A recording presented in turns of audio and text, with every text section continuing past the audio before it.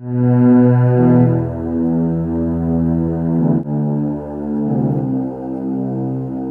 I'm Stu Chaffetz for Showing Animals Respect and Kindness. On Friday, September 9th, 2016, United States Senator Jim Inhofe held a cruel, cowardly, live pigeon shoot political fundraiser in Oklahoma. 2 days later, shark activists went to the shoot site. It looked like a mass execution.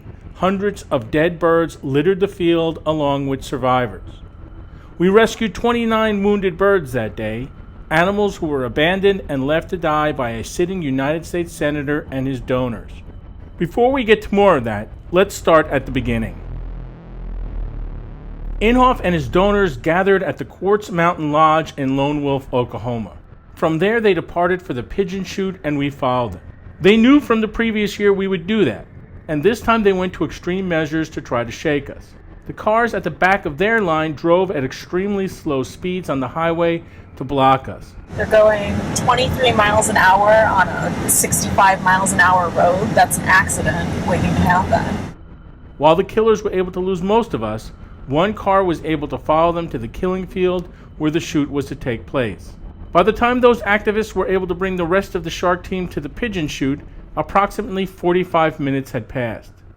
As soon as we arrived, we got our drone into the air, and to our amazement, the shoot was already over. That meant this was a much smaller shoot than previous years. To prove this, let's compare the shoots from 2014, 2015, and 2016. In 2014, I attended Inhofe's fundraiser undercover. I filmed the entire pigeon shoot, which lasted an hour and 45 minutes. Even after the official shoot was over, people were still killing birds for about another hour, so this was a very long day filled with killing. The following is a panoramic picture I took of the killing field. There were 10 shooting stations on the field, where at each about 4 to 5 people stood shooting birds. This is the field they used in 2015. In this picture taken by our drone, you can see that there were 8 stations that year. And this is 2016.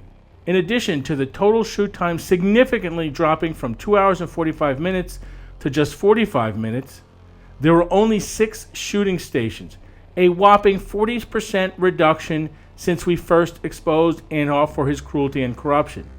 This is a dramatic reduction, and the only reason why is because of the pressure Shark has put on Inhofe and his donors. A dove hunt was also part of Inhofe's fundraiser, and it was scheduled for very early Saturday morning.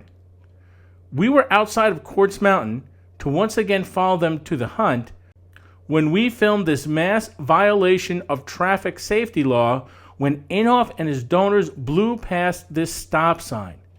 And why did they do it?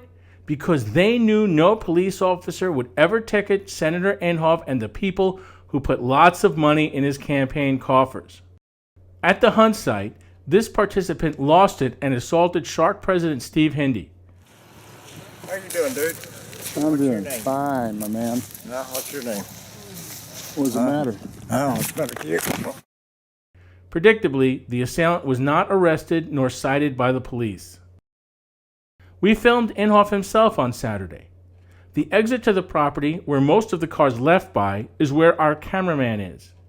Inhofe, however, scampered out the other way to avoid being filmed. Now, in case you didn't catch it, the driver of the cart flipped his middle finger to us. Considering that he and Inhofe were running scared from us, this was hardly an insult. Note also that the getaway vehicle was from the Oklahoma Farm Bureau. We will have more on that in a future video. Shark returned to the pigeon shoot location Sunday. We were horrified by the sight of the dead and dying left behind by Senator Inhofe. We rescued 29 injured pigeons who were then taken to a wildlife rehabilitation facility. Sadly, due to their massive injuries, 6 birds passed away that night.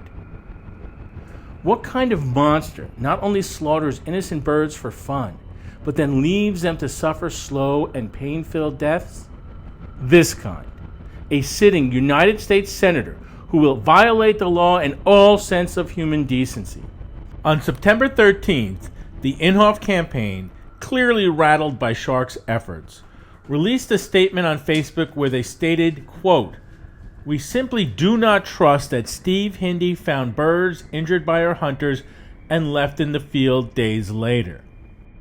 Here is a wide view of the property where Inhofe held his shoot. 2 days before we got there, Inhofe and his donors shot these birds, left the wounded to suffer and the dead to rot. Inhofe really should have thought this through before he published that nonsense.